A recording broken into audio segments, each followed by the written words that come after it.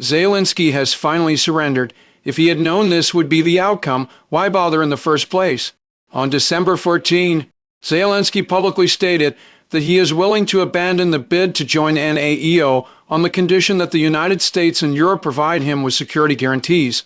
The guarantees he is asking for are similar to Article 5 of the NATO Treaty, the Collective Defense Clause, meaning that if Ukraine is attacked again, the United States and Europe must take real action to help. His statement is truly lamentable. After going through such a huge detour, with so many lives lost, he has ended up back where he started, begging others for a piece of paper of security guarantee. The safety of an entire country is pinned entirely on the promises of others. Just thinking about this situation is disheartening. You may ask, was he dead set on joining an NATO before? Yes. Back then he thought an NATO was his only amulet, and even fantasized that NATO troops would march in and help him drive Russia out. But what was the result? After nearly 2 years of war, Ukraine has lost 1/5 of its territory. Hundreds of thousands of soldiers have been either killed or wounded, and the entire country has been reduced to a state of devastation. Its economy collapsed long ago, yet in the end, NATO did not even crack the door open for him. The United States, the leader of NATO, not only explicitly stated that Ukraine cannot join, but also demanded that Ukraine write into its constitution a pledge of never joining an NATO. NATO even has to amend its own rules to specify that it will never admit Ukraine in the future. The slap in the face for Ukraine could not be more resounding. What is even more galling is this: after Ukraine has paid such a heavy price, who has reaped all the benefits, Russia is in firm, tangible control of vast swaths of land. The United States has seized control of a huge chunk of Ukraine's state-owned assets, even grabbing the right to exploit its underground oil and mineral resources for free. It is tantamount to Ukraine bleeding dry while others ransack its home. Zelensky's whole dream of joining NATO now seems nothing more than a bait, luring Ukraine to fish to smash headlong into Russia the rock. Now everyone can see clearly that this war could have been avoided.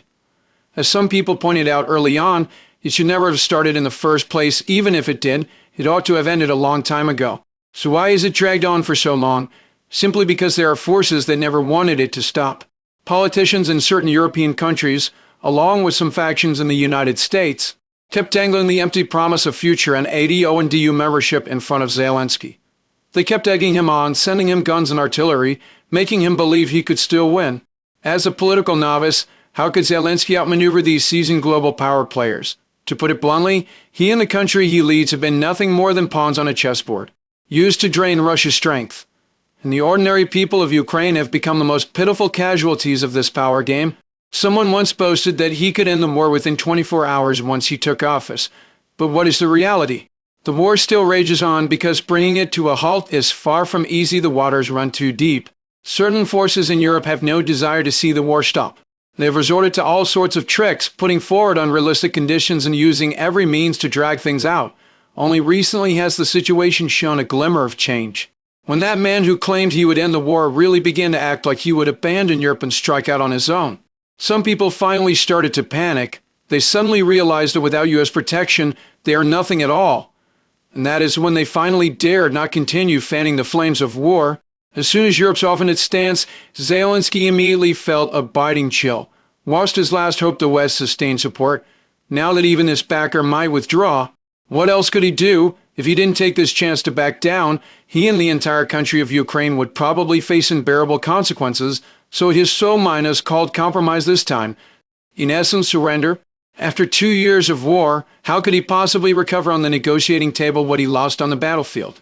If he had been able to recognize reality earlier, how could he have dragged his country into such a desperate predicament? Now, whether he will go down in Ukraine's history books as a national hero or a culprit who brought about the country's fragmentation, I think everyone has their own judgment.